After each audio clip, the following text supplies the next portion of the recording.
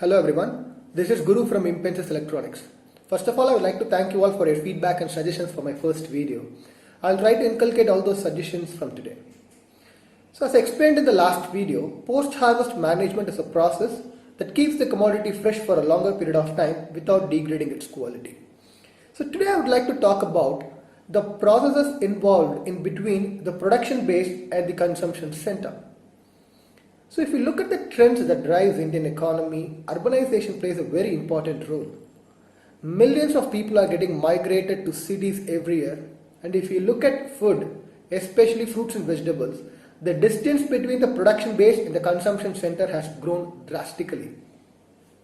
India being the second largest producer of fruits and vegetables, it is very much important for us to have the right infrastructure that connects this production base and the consumption center. So what is that infrastructure that connects the farm to the fork? It is called cold chain infrastructure. So in this video, I'll explain you what is cold chain and what are all the processes involved in the cold chain. Let's get into the topic.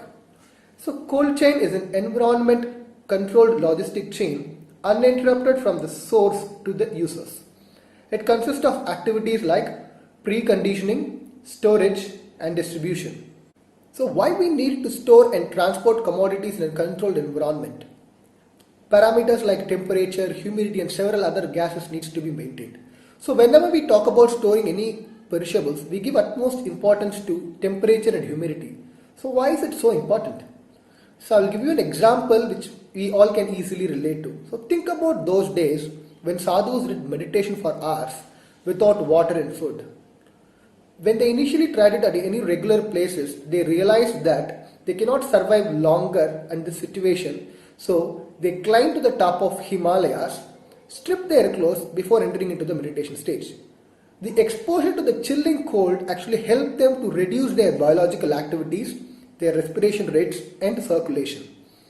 This actually helped them to meditate for a longer duration of time without water and food.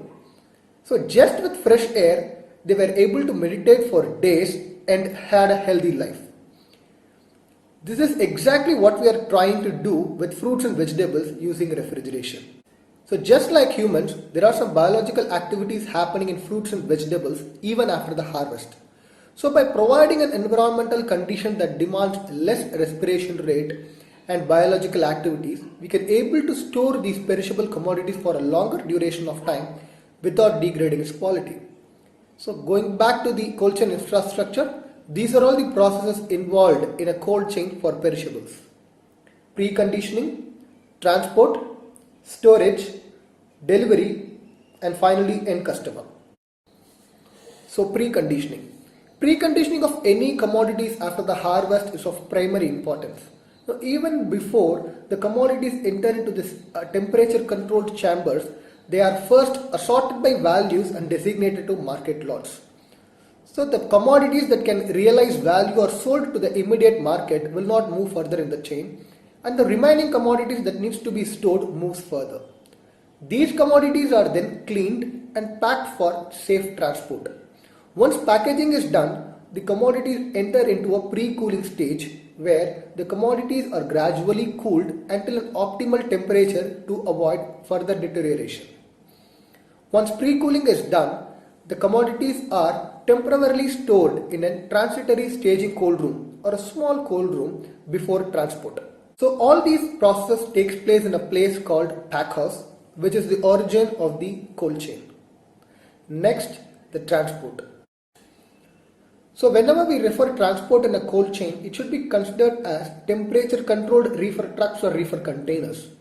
So the commodities stored in the pack house are loaded to the reefer trucks or the containers where the temperature is maintained throughout the transit.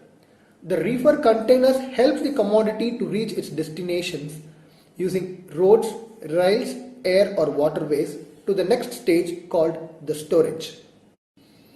So cold storages are the place where commodities are stored under controlled environmental conditions with the desired temperature, humidity and some gases like carbon dioxide, oxygen and sometimes ethylene. There are two types of cold storages. One is farm gate cold storage and another is in front end cold storage. Farm gate cold storages are the ones that is situated near the production centers. Some of the crops that we produce in India are seasonal crops and they have the advantage of long-term storage. So these crops spend most of their lifetime in cold storage and released depending upon the demand and market price. So the examples for these kind of crops are apples and potatoes. So the crop that needs to be stored for a longer duration of time, mostly stored near the production centers in a cold storage called farm gate cold storage.